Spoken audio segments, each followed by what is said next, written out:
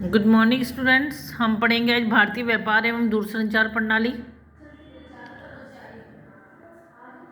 जिसमें हम आज सबसे पहले टॉपिक पढ़ने जा रहे हैं व्यापार। किसी दुकानदार द्वारा क्रय की गई किसी भी वस्तु को निश्चित लाभ दर जोड़कर उपभोक्ता को विक्रय करना व्यापार कहलाता है। जब किसी दुकानदार से हम कोई चीज़ को खरीदते हैं,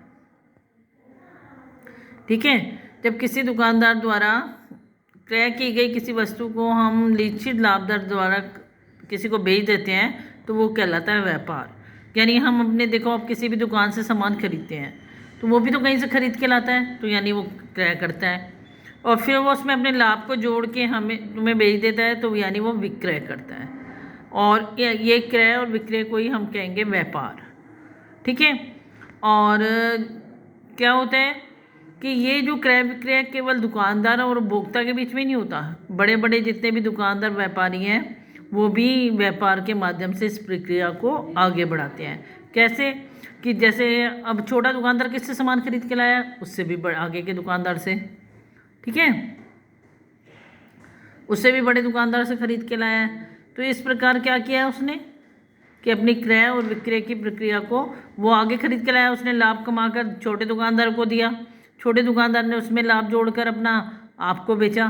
तो इस प्रकार यह क्रय विक्रय की व्यापार की प्रक्रिया आगे बढ़ती है। ठीक इसी प्रकार एक देश से दूसरे देश के मध्य भी व्यापारिक संबंध स्थापित होते हैं। एक देश दूसरे देश से भी व्यापार करता है।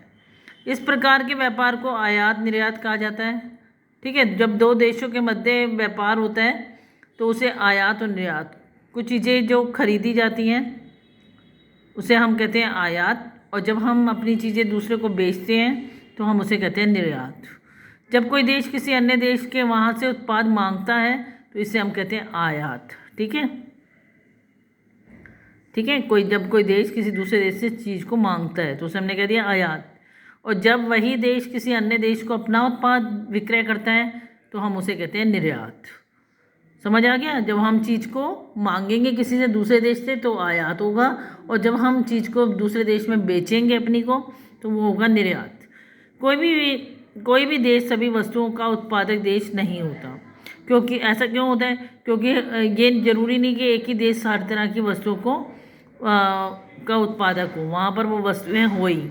अपनी भौगोलिक परिस्थितियों के कारण प्रत्येक स्थान के उत्पाद एवं खनिज एक से नहीं होते।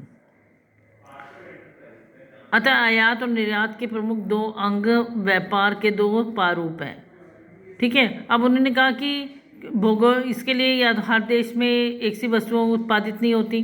क्यों? क्योंकि भौगोलिक परिस्थितियाँ एक सी नहीं होती। इसी कारण कई सभी जगह पर उत्पाद और खनिज एक से नहीं हो सकते। कुछ ना कुछ हमें दूसरे देशों से खरीदना भी पड़ता है, और बहुत सी चीज़ें ऐसी हैं जो हमारे यहाँ होती हैं और हमें दूसरे देशों को बेचते हैं हम जिसे, ठीक है। अब उन्होंने कहा व्यापार के दो प्रारूप हैं, एक देशी व्यापार और एक होता है विदेशी व्यापार। अब देखते हैं देशी व्यापार